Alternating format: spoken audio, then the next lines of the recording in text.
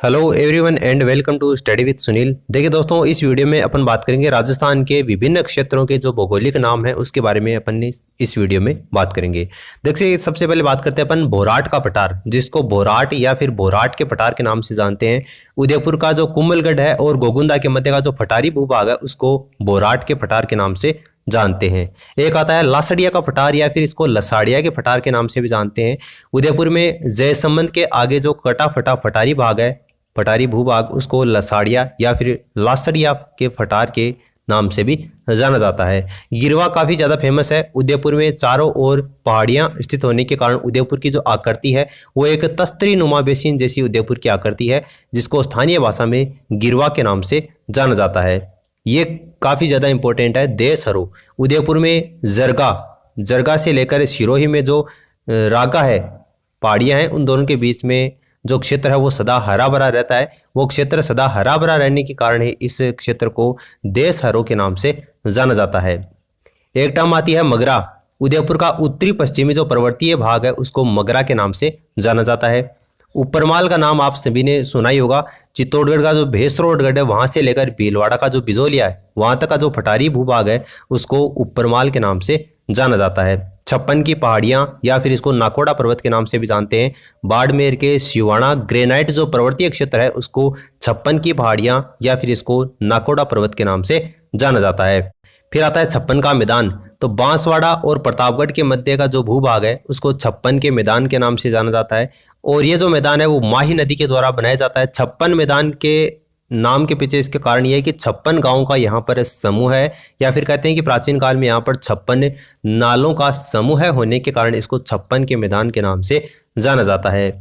राठ किसको बोलते हैं? तो अलवर और भरतपुर का वो क्षेत्र जो कि हरियाणा के साथ में अपनी बॉर्डर साझा करता है उसको राठ क्षेत्र के नाम से जाना जाता है। कांठल काफ़ी ज़्यादा फेमस है। माही नदी के किनारे किनारे प्रतापगढ़ का जो भूभाग है उसको कांठल के नाम से जाना जाता है, इसीलिए माही नदी को कांठल की गंगा के उपनाम से भी जाना जाता है। एक टर्म्स आती है बाखर या फिर बाकर के नाम से भी इसको जानते हैं। पूर्वी सिरोही क्षेत्र में जो अरावली की तीव्र ढाल वाली जो उबड़ खाबड़ पहाड़ियों का क्षेत्र है उसको बाखर या फिर बाकर के नाम से भी जानते हैं। खेराड़ टर्म आपको देखने को मिलती है एग्जाम में। भीलवाड़ा और टोंक का वो क्षेत्र जो कि बनास बेसिन में स्थित है उसको खेराड़ के नाम से जाना जाता है। मालानी नाम आपको देखने को मिलता है। जालोर और बालोतरा के मध्य का जो भूभाग है उसको मालानी के नाम से जाना जाता है। देवल या फिर मेवलिया के नाम से, तो डूंगरपुर और बांसवाड़ा के मध्य का जो भूभाग है उसको देवल या मेवलिया के नाम से जाना जाता है। एग्जाम में एक आता है लिट लरण। राजस्थान में कच्छ की खाड़ी के क्षेत्र को लिटिल रण के नाम से जाना जाता है। माल खेराड़, ऊपरमाल और खेराड़ क्षेत्र संयुक्त रूप से माल खेराड़ के नाम से जाना जाता है। ऊपरमाल किसको कहते हैं, खेराड़ किसको बोलते हैं, ये मैं आपको अलग अलग बता चुका हूं, और इन दोनों को संयुक्त रूप से माल खेराड़ के नाम से भी जाना जाता है। एग्जाम में आता है कि ऊपरमाल और खेराड़ क्षेत्र को संयुक्त रूप से निम्न में से किस नाम से जाना जाता है, तो उसको किस नाम से जानते हैं? माल खेराड़ के नाम से जानते हैं। पुष्प क्षेत्र किसको बोलते हैं? तो डूंगरपुर और बांसवाड़ा संयुक्त रूप से पुष्प क्षेत्र के नाम से जाने जाते हैं। सुजला क्षेत्र, तो शेखावाटी, चूरू और नागौर, इनको संयुक्त रूप से सुजला क्षेत्र के नाम से जाना जाता है। एक आता है मालवा का क्षेत्र, तो झालावाड़ और प्रतापगढ़ का जो क्षेत्र है उसको संयुक्त रूप से मालवा का क्षेत्र के नाम से जाना जाता है। झालावाड़ और प्रतापगढ़ को संयुक्त रूप से किस नाम से जानते हैं? मालवा का क्षेत्र के नाम से जानते हैं। धरियन काफी ज्यादा इंपॉर्टेंट है। जैसलमेर जिले का जो बालुका स्तूप युक्त क्षेत्र है जहां पर जनसंख्या बिल्कुल न के बराबर, यानी कि जनसंख्या वहां पर बिल्कुल भी निवास नहीं करती है, उसको धरियन के नाम से जाना जाता है। भोमट भी काफी ज्यादा इंपॉर्टेंट है। डूंगरपुर और सिरोही का जो पूर्वी भाग है, इसके अलावा उदयपुर जिले का जो आदिवासी क्षेत्र है उसको भोमट के नाम से जाना जाता है। उसके बाद में नेक्स्ट आता है कुबड़पट्टी। तो कुबड़पट्टी का आप सभी को पता होगा, नागौर में जो पानी है, जल है, उसमें फ्लोराइड की मात्रा बहुत ज़्यादा है, जिसके कारण वहाँ के जो लोग हैं उनकी जो शारीरिक आकृति है उसमें थोड़ी सी कुब्बड़ वहाँ पर आपको देखने को मिलती है, विकृति वहाँ पर आपको देखने को मिलती है मानव जाति में, तो उसको कुबड़पट्टी के नाम से जाना जाता है। एक आता है लाठी सीरीज क्षेत्र। जैसलमेर में जो पोखरण का क्षेत्र है वहां से मोहनगढ़ तक पाकिस्तान की जो सीमा लगती है उसके सारे जो भूभाग स्थित है उसको भूगर्भीय मीठे जल की जो पट्टी है उसको लाठी सीरीज क्षेत्र के नाम से जाना जाता है। इसी लाठी सीरीज के ऊपर सेवण घास भी उगती है जो कि गोडावण का प्रमुख रूप से उसको पसंद होती है।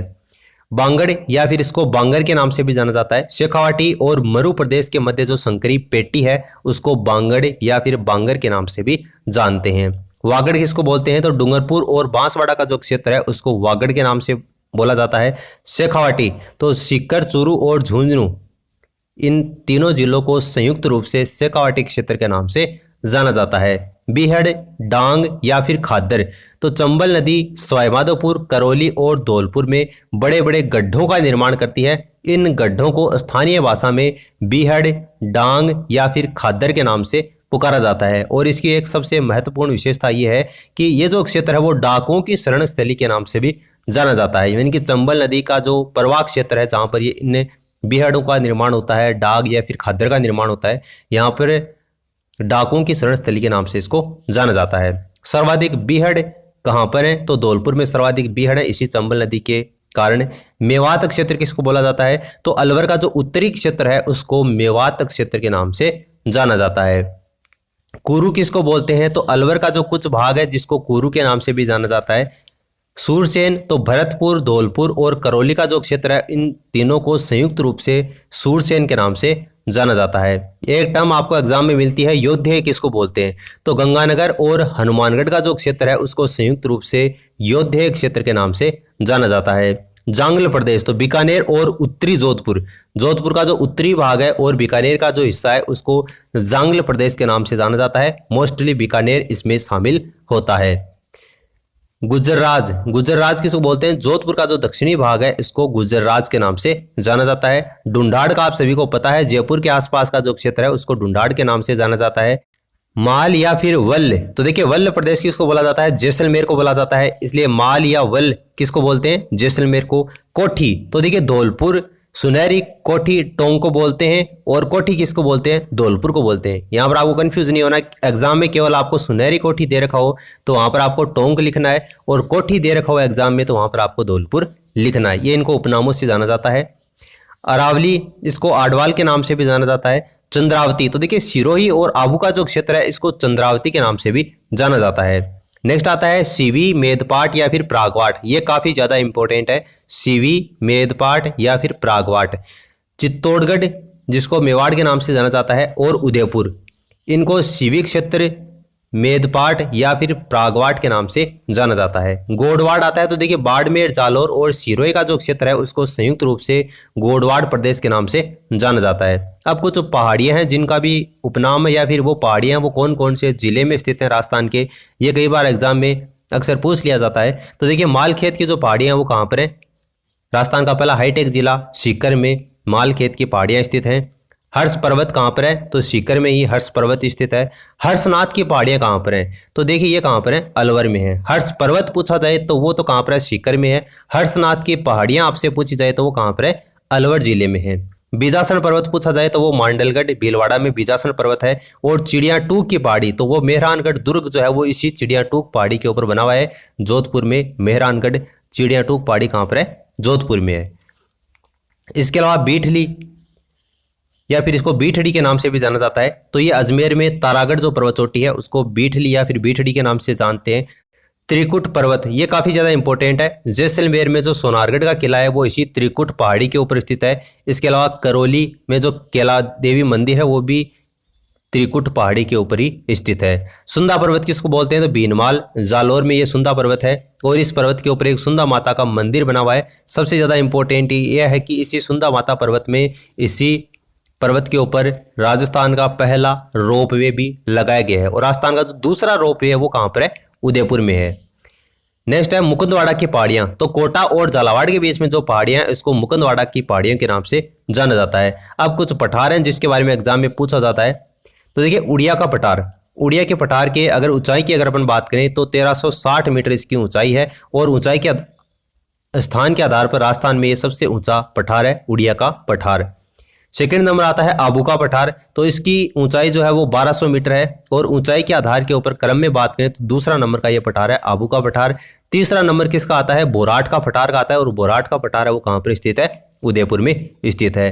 चौथा नंबर ऊंचाई के आधार पर मेसा का पठार आता है। चित्तौड़गढ़ का जो दुर्ग है वो इसी मेसा के पठार के ऊपर स्थित है।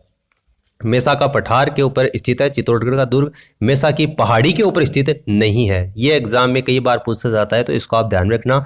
मेसा के पठार के ऊपर चित्तौड़गढ़ का दुर्ग स्थित है। उड़िया का पठार 1360 मीटर पहले स्थान के ऊपर। राजस्थान का ये सबसे ऊंचा पठार है, तो इसको आप नोट डाउन कर सकते हैं।